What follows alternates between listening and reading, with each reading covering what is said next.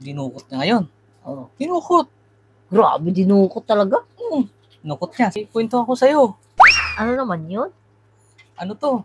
Tungkol sa lalaking babaero. Kilalang kilala yon. Oh, Oo. bakit naman kilalang kilala? Kilalang kilala yan mga pumapasok sa mga patay sindi. Oh, Kilalang kilala siya. Kasi madalas yun, araw-araw, gabi-gabi. Kahit ano yun, kahit saang nandoon yun. Kasama ng kaibigan niya. Kasi yung itong kaibigan niya, nagkita ulit sila eh. oh. Sabi niya, pare, tingnan natin kung kung matinig ka pa rin sa chicks. Oo, kasi nagano sila eh. Nagbiraw silang dalawa ulit. Sabi niya, pare, subukan ulit natin kung talagang mahusay ka. Kasi kilalang kilala niya yung mga chicks niya eh. Pumasok sila doon sa beer house. Sabi nga sa kumpare niya, pare, malalaman ko pa rin ba kung talagang matinig ka sa chicks?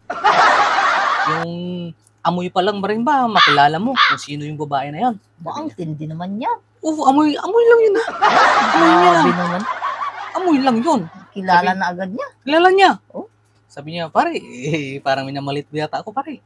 Sabi niya, subukan natin. Subukan niya ngayon. Tumawag sa isang babae. Dinukot niya ngayon. What? Oh, dinukot. Grabe, dinukot talaga. Dinukot niya. Sabi niya, pare, amoyin mo, pare.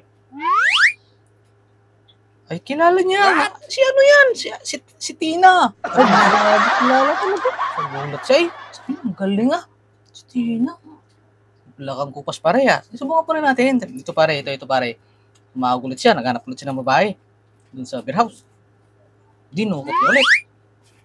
Dinukot niya. Grabe. Sabi niya, ito pare, sino to? Namo niya. Si ano yan? Si Rhea. Sabi niya. Gulat siya. Sabi niya, husay naman pare ah. Sabi niya, sige pare, isa pa. Sabi niya. Grabe, Oo, kilala. sabi niya, umaulit siya babae. Sabi niya, hindi si pare, hindi nagbabago ah. Sabi niya, dumukot ulit. Oh. Dumukot. Sabi niya, pare, ito pare. Sabi niya, naman siya. Ay, si ano yung pare? Si Nida, sabi niya. Oo, si Nida. Hindi to si pare, hindi nagbabago ah. Sabi niya, pare, malupit ka talaga. Sabi niya, ito pare, may papahula ako sa'yo, sabi niya. Kung alam mo to, ilibre ko lahat ng inumin mo. Ilibre ko ng babae. Ilibre daw niya lahat yung gasto sa beer house. Pag nahulaan niya kung sino daw. Kasi matindi itong kumpare niya talaga eh.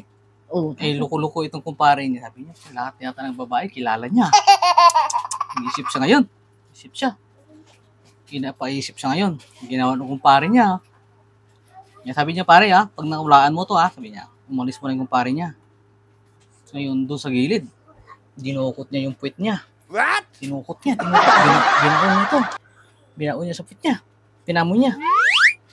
Sabi niya, pinamoy niya. Sabi niya, pare, sino yan? Isa pa nga pare, sabi niya. Sabi niya ulit. Pare, bago to pakilala mo nga ako.